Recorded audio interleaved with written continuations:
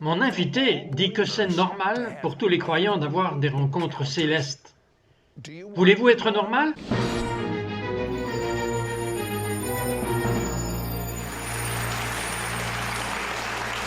Justin, vous étiez un vrai rebelle, franc-tireur avant de connaître le Messie. Mais après avoir connu le Messie, vous avez été expulsé d'un festival New Age.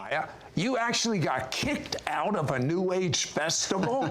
That's right. Oui, c'est vrai. Des amis et moi, nous sommes entrés dans un certain nombre de foires New Age. En fait, sous le surnom de mystique de Yeshua, alors nous nous appelons mystique de Yeshua afin de vraiment lire le courrier des gens de manière prophétique, interpréter les rêves, prier pour les guérisons des démons. C'est normal, n'est-ce pas? C'est censé l'être, oui, et ainsi pendant ces foires psychiques, nous sommes devenus un très chaud sujet. Nous avions des organisateurs de psychiques qui disaient juste aux gens qu'ils n'avaient pas le temps pour une personne, mais que dans la salle il y avait 20 autres médiums et nous étions croyants et nous disions que nous avions le temps pour une personne et les organisateurs disaient « tu dois aller voir le mystique ». Ils n'étaient pas croyants. Non, bien sûr, ils disaient que ce sont ceux qui ont le plus d'énergie ici. Il y a des moments où nous avions une ligne de personnes pour 30 à 45 minutes d'attente pour rencontrer le ministère prophétique de notre part. Vous savez, nous sommes entourés de contrefaçons, nous avions la bonne et certaines personnes avaient faim et nous avons vu beaucoup de gens sauvés. Nous avons vu 2 sorcières qui ont été sauvées et qui sont sorties de la sorcellerie. L'une d'entre elles que nous ne connaissions pas à cause de notre ministère là-bas, elles ont été radicalement sauvées et délivrées. Mais qu'est-ce qui s'est produit? La raison pour laquelle nous avons été expulsés est que quelqu'un a découvert qui nous étions vraiment, que nous chassions les démons, que nous menions les gens vers le Seigneur et ils ont envoyé une lettre, une liste noire à l'organisation psychique entière concernant les mystiques de Yeshua. And they sent a letter to the entire psychic organization blacklisting all of the mystics of Yeshua. Now, before you were saved, Avant d'aller plus loin, qui aurait pensé 7 ans de trafic de drogue, d'arrestation, alors vous revenez juste d'avoir passé du bon temps et vous avez fait la fête à Bourbon Street, à la Nouvelle-Orléans, et vous rentrez à la maison et vous recevez la visite d'un nuage de gloire. you're partying on Bourbon Street in New Orleans, and you come home and you get visited by a glory cloud. Oui. Pourquoi est-ce que Dieu fait cela pour ce gars? C'est un toxicomane. Qu'est-ce qui s'est passé? What happened? J'étais vraiment désespéré, surtout pendant les quelques années avant, à ce que tant de choses allaient mal dans ma vie. Ce n'était plus amusant de faire la fête. J'étais juste coincé et je pleurais juste au Seigneur et il a entendu mes prières. Et il a aussi entendu les prières de mon père, qui se trouvait être en retraite de prière pendant les mêmes jours que je faisais la fête sur Bourbon Street. Et ainsi quand je suis entré à 3 heures du matin. Et il a prié surtout pour vous. C'était sa principale prière, bien sûr. Je suis juste entré dans la chambre et j'ai fermé la porte derrière moi et je suis allé face sur le sol et probablement pour la première fois de ma vie, j'ai commencé à rencontrer la présence de Dieu dans mon esprit. Je pouvais voir qu'il y avait un véritable nuage de la gloire de Dieu, éclatante de Dieu, qui vient d'entrer dans ma chambre et qui a plané au-dessus de moi pendant 3 heures. Je veux dire que la chirurgie cardiaque que Dieu m'a faite était remarquable. La dépendance a été rompue, des années de troubles émotionnels et mentaux et tout cela était juste comme si j'étais devenu une nouvelle création, comme si j'étais né de nouveau et transféré hors du royaume des ténèbres dans le royaume de la lumière. All of that was just, it was like I became a new creation, like I was born again and transferred out of the kingdom of darkness and into the kingdom of light. I read that. J'ai lu ça quelque part. Moi aussi, donc ça a tout changé, littéralement. So it changed everything, quite literally. Then Alors, vous avez commencé à opérer sous un ciel ouvert et le don de voyance a commencé à être activé. Parlez-moi de cela. activated. Tell me about that.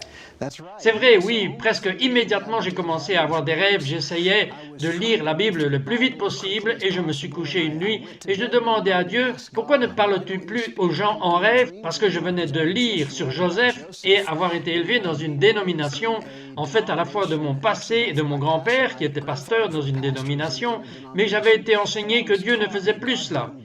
Bien, cette question sincère dans mon cœur à Dieu, avant de m'endormir, il l'a entendue et il y a répondu. Et j'ai reçu un rêve prophétique cette nuit qui m'a conduit à quelqu'un que je connaissais depuis des années pour être né de nouveau et délivré et restauré dans sa famille parce que j'avais un rêve prophétique que Dieu avait vraiment amené cette personne dans le royaume et à partir de là, les rêves et visions, peu de temps après, sont devenus très courants. Forward, dreams and shortly thereafter visions became very commonplace. However, Mais vous avez été impliqué dans le ministère et vous avez traversé ce que le monde appelle le burn-out. Et pendant 7 ans, c'était comme un ciel ouvert, fermé. Les dons se sont arrêtés, mais ensuite vous avez mis la main sur 2 grandes révélations qui ont non seulement changé sa vie, mais je vous promets que si vous faites ce qu'il a fait avec ces révélations, cela va changer votre vie. got a hold of 2 major revelations that not only changed his life, but I promise you, if you will do what he did with these revelations, it'll change your life. The first person La première personne était un des prophètes qui est maintenant au paradis de façon permanente.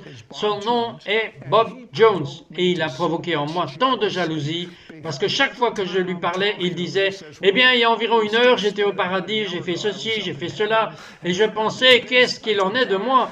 Je n'ai jamais été au ciel. Dieu, tu fais cela tout le temps, mais qu'est-ce qu'il vous a appris de plus important? » Yeah, and you're doing it all the time. But what did major thing he taught you? Keep. Yes. Oui, il m'a appris que l'attente du Seigneur, attendre dans sa présence, ne lisant même pas la Bible, même pas prier, bien que ces choses soient importantes, mais attendant la présence de Dieu, en discernant la présence de Dieu, en attendant qu'il nous conduise dans une rencontre, que c'était la porte. Et Bob a en fait dit que beaucoup de ces rencontres les plus dramatiques avec Dieu ont commencé par quelque chose de subtil. Cela a commencé avec lui qui attendait dans la présence de Dieu et peut-être voir une légère vision ou peut-être une incitation à l'esprit. Et c'était quand il se penchait ou se pressait dans ce qu'il voyait qu'il y a eu une rencontre majeure, même au point d'être pris dans la salle du trône. Je pense avoir été convaincu en grande partie à cause des Écritures, comme Hébreux chapitre 4, que nous avons une invitation à venir hardiment devant le trône de grâce, ou chapitre 4 d'Apocalypse, qu'il y a une porte ouverte au paradis, qui était en fait le verset préféré de Bob. Et il y a une voix qui dit « Viens ici et je te montrerai les choses à venir ». Hébreux chapitre 10 nous dit que Jésus a fait un nouveau chemin vivant pour nous permettre d'entrer derrière le voile dans le lieu le plus saint, et c'est un privilège qui n'était autrefois que pour le grand prêtre une fois par an. Mais maintenant, Dieu a donné à chaque croyant une invitation d'entrer dans sa présence, très manifeste derrière le voile dans la salle du trône. And this is a privilege that used to be only for the high priest once a year, but now God has given every believer an invitation to come into his very manifest presence behind the veil into the very throne room. Yeah. But then you read another person who is Une autre personne qui est maintenant au paradis, elle a vécu il y a plus de 300 ans et elle a poussé la révélation pour vous encore plus loin. Qu'est-ce qu'elle vous a appris? teach you.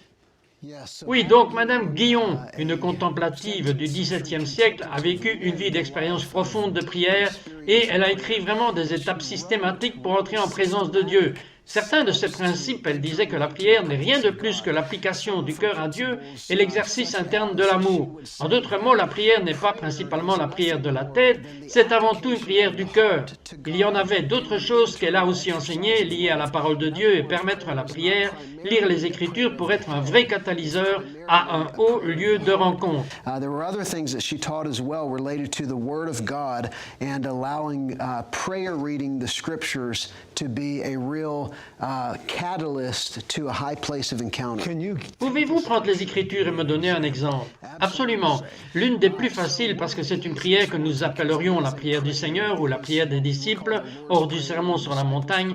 Jésus nous enseigne que quand vous priez, priez notre Père qui est au ciel, que ton nom soit sanctifié, que ton règne vienne, que ta volonté soit faite.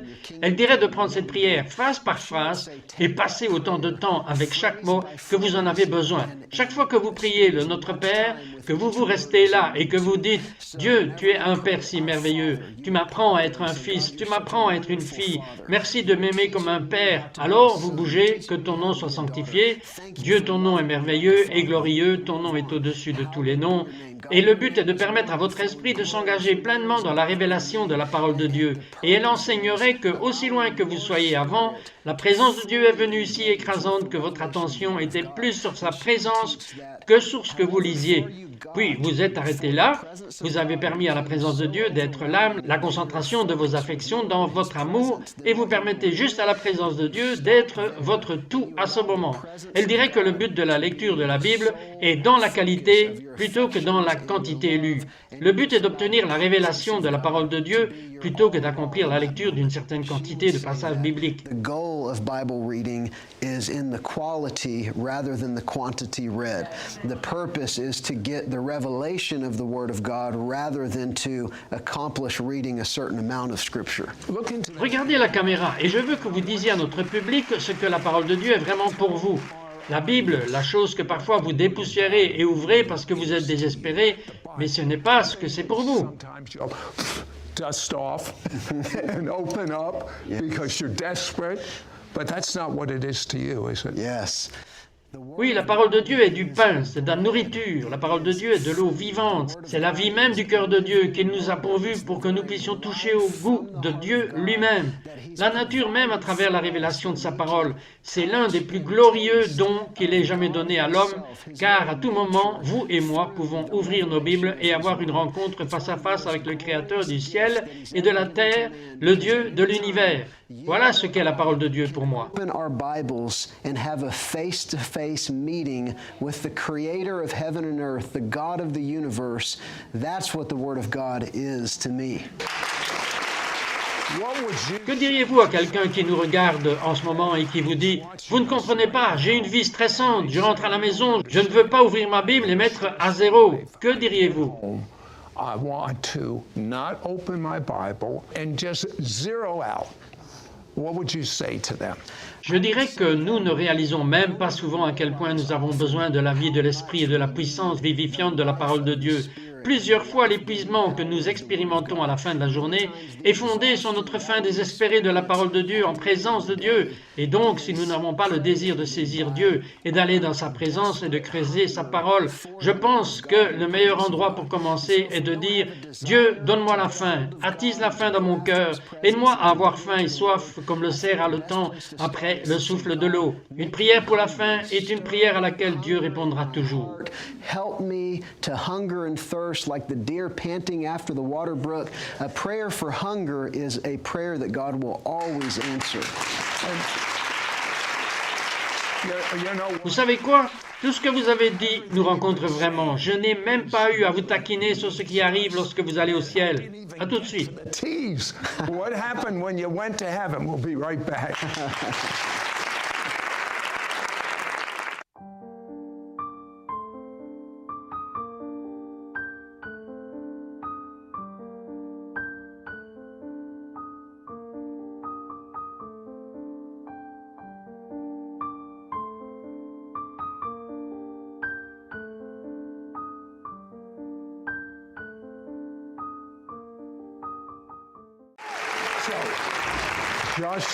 Justin a eu ces révélations qu'il vient de partager avec vous. Il a fait de l'exercice et tout d'un coup, il a été au ciel pendant 2h30. Qu'est-ce qui s'est passé? All of a sudden, he is caught up to heaven for 2.5 hours.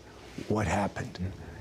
In this, Dans cette rencontre, j'ai été conduit dans un couloir et j'ai été remis à une autre personne ou à un ange qui m'escortait et il m'a annoncé dans une très grande pièce qui aurait été comme une gigantesque cour de roi ou une salle du trône d'un roi. Il m'a annoncé et il m'a conduit dedans et m'a en quelque sorte remis. Et alors que j'ai commencé à entrer dans la pièce, j'ai vu Jésus qui ressemblait à un homme lion. Je ne sais pas comment le décrire autrement que de dire qu'il avait juste l'air qu'il était un homme, mais il avait des qualités de lion. to say he was a man, but he had some qualities of a lion. But he was, Well, he's called the Lion of Mais il est toujours appelé le lion de Juda. and he was down. Absolument. Et il était à genoux, il avait ses mains sur ses cuisses et il était en travail d'intercession. C'était Hébreux 7, verset 25, qu'il intercède toujours pour nous et c'est pourquoi il est capable d'économiser au maximum ceux qui viennent à Dieu par lui. Et il m'a vu et il m'a fait signe de venir. Et je l'ai rejoint. Alors je me suis mis à genoux à côté de lui et j'ai commencé à prier. Et j'ai commencé à prier profondément. Je pense que c'est ce que Paul a décrit quand il a dit aux Galates « Je suis en travail jusqu'à ce que Christ soit formé en vous ».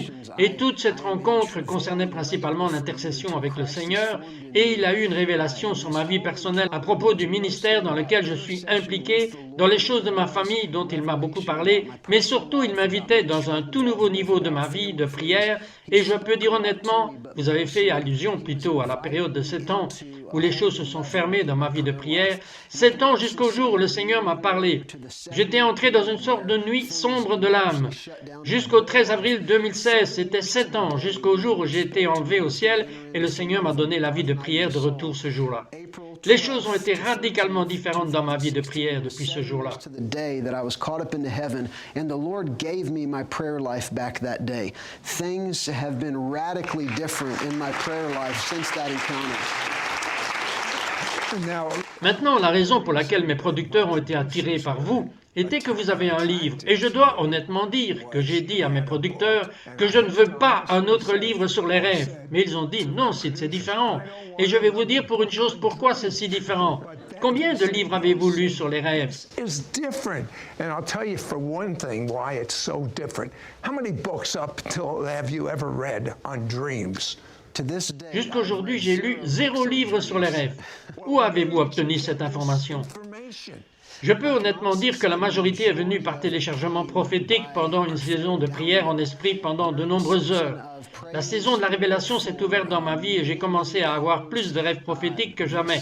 Il semblait qu'il y avait une cible sur mon dos, que chaque personne prophétique à moins de 100 miles venait me dire leur rêve et ce don de révélation pour interpréter le rêve commence à opérer. Prophetic person within 100 miles was coming to me, telling me their dreams, and this gift of revelation to interpret their dreams began to operate. So it really came by revelation. C'est merveilleux que vous ayez ce don, mais qu'en est-il de moi et qu'en est-il de vous? Quelle rétroaction avez-vous obtenue lorsque vous enseignez ceci ou lorsque les gens lisent les commentaires? Numéro 1, c'est arrivé il y a 2 heures. Je parlais à l'un des membres de votre personnel. Ça, c'est récent. Oui, et cela arrive tout le temps. Et je lui disais que j'ai remarqué que votre vie de rêve ces derniers temps était incroyable. Il a partagé avec moi ses rencontres, il a eu des visites du Seigneur et il a dit « Vous savez que tout a commencé lorsque j'ai lu votre livre il y a environ 1 an ?»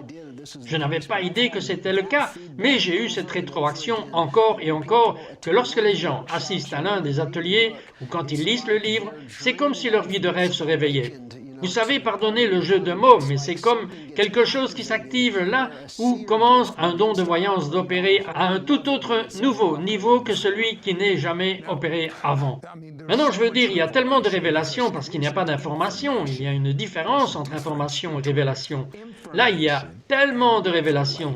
Donnez-moi un exemple dans les rêves dont parle la Bible. Certains d'entre vous ont rencontré des anges, nous n'en étions même pas conscients. Dans les rêves, on peut rencontrer des anges. Angels, you weren't even aware of it. In dreams, we can entertain angels.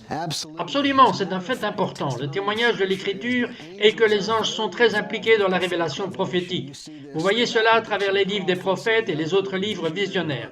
Plusieurs fois, quand nous avons un rêve, c'est parce que nous avons été visités par un ange. C'est facile à illustrer en disant, si je devais vous dire le cauchemar que votre enfant de 6 ans avait hier soir, parce qu'un démon est venu et l'a attaqué. La plupart des parents qui sont spirituellement conscients diraient oui, bien sûr, mais si je vous dis la raison, que vous avez fait un rêve révélateur la nuit dernière, c'était parce qu'un saint ange de Dieu est venu à vous, en messager, vous a apporté un message, alors ça devrait avoir tout autant de sens. Donc souvent les personnages de nos rêves qui nous parlent sont des anges.